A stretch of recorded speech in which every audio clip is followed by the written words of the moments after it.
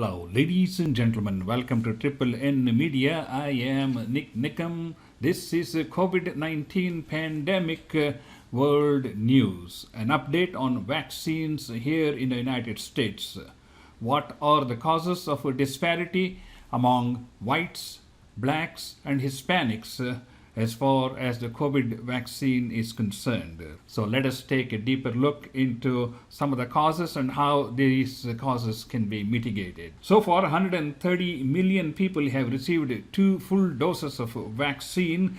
That is approximately equal to 39% of the US population has received full vaccination. And if you look at the population above 65, almost 74% of them have received full vaccination. When it comes to population over age of 12, 46% have received the vaccination, and over the age of 18, 49% have received the full vaccination.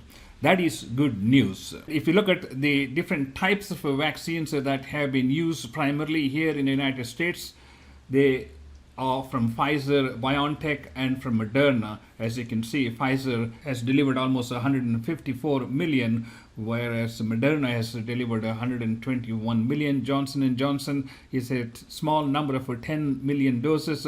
However, the Johnson & Johnson vaccine is waiting for clearance because of the issues that were related to its Baltimore manufacturing plant. Let us keep in mind some of the things that are causing the disparity in the various ethnic groups and try to understand what is the root cause and how it can be addressed. Here is a study that was done by the Kaiser Permanente, reported in New York Times, and as you can see, 60% of the whites have received the vaccination, full vaccination, whereas in the black population it's 50%, and in the Hispanic population it is much less, that is 47%. And of course, if you look at through the political affiliation, the Democrats have received, it's kind of disparity because the Democrats have the largest segment of the Hispanic and black population, and still they have a much higher number compared to the Republicans, which is 46%. And this may be related to some degree of vaccine aversion or lack of faith in the vaccine. And let's keep in mind, all the vaccines that are being used at the present time are just on emergency authorized use. So none of these vaccines have been fully approved or certified in terms of FDA approval. Anyway, so here's an interesting thing that when the Kaiser Permanente looked at the educational level and the percentage of vaccination, there is a clear dichotomy between those who had college degrees versus those who did not have college degree. And if you just take the people who had no college degree, whether it's whites, blacks, Hispanics, Democrats, or Republicans, they all had a much lower vaccination rates compared to those people who were having a college degree. So knowledge goes a long way in helping to get more people vaccinated.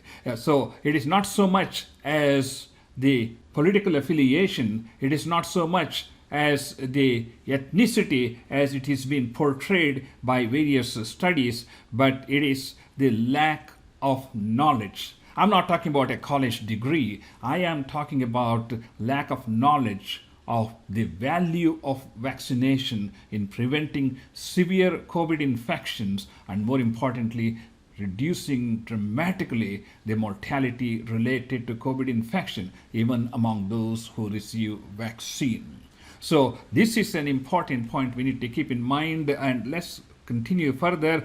So if we try to pinpoint as, what is the real problem? They blame it on the ethnic group, economic, socio-economic conditions. But if you look at it, those people who have been college graduates in all different groups, like the whites, blacks, Hispanics, let's go back here, they all had pretty high percentage of people who received vaccination. So I'm talking about educating the people.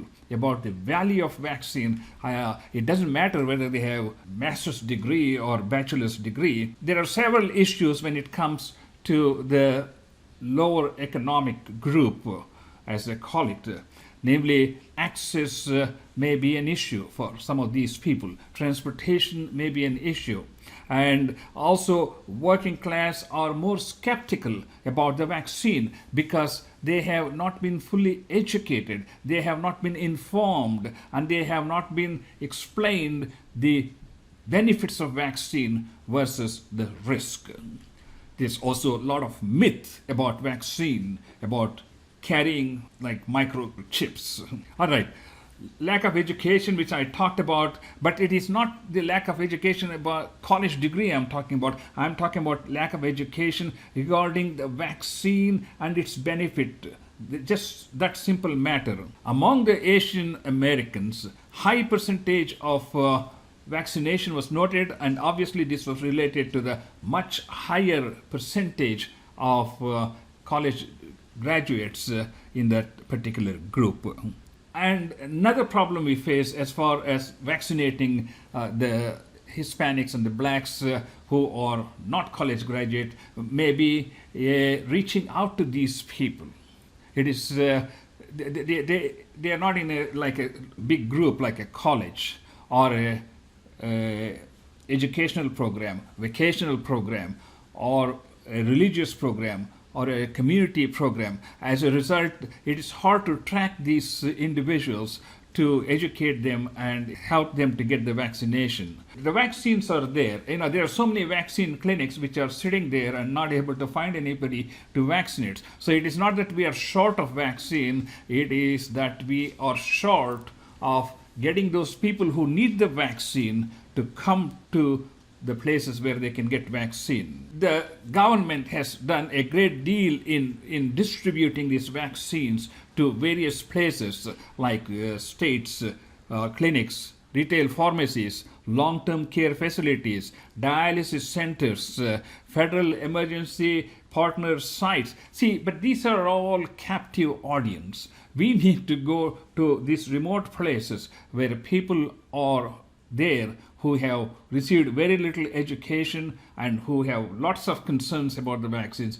We need to reach out to them and see if we can get these vaccinations. We do the census, we go and count, and that may be the next approach to reach out to these people if we want to increase the percentage of people receiving vaccination. Various resources have been used, and in fact, I have mentioned this to several mayors whenever I have met them, that maybe we need to set up clinics in the community centers, in small community centers or school halls in small communities, and try to educate the people and try to get them to understand the value of vaccine and help them to get the vaccination. So what can we do to improve the vaccination numbers among those people who don't have a college degree in all different segments, including whites, blacks, Hispanics, and others? I think the most important thing we need to do is we need to reach out to these people. We need to take time to educate. If college graduate understands the importance of vaccination and has a much higher percentage of taking the vaccine, some of these people should volunteer and try to recruit 1, 2, or maybe 5 people who in their neighborhood who are not vaccinated to come to the places where they can easily get vaccinated. Today, you can get the vaccines anywhere, any part of the country with no waiting practically. So it is educating the minorities that is of paramount importance in getting the vaccine distribution and administration. We need to focus on educating the minority groups who are skeptical about the vaccination and try to convince them. This must be done at the ground level, at the community centers. And so often when we make a recommendation, it is turned off. But look at the statistics. The statistics prove that we have not been successful in reaching out to 50% of the population. after several months, those people who are educated, who have received the vaccine, should be promoting this to their neighbors, to their colleagues and friends to understand the importance of avoiding a serious infection, avoiding an admission to the hospital, and perhaps avoiding a serious complication that can lead to death. So, ladies and gentlemen, it is important.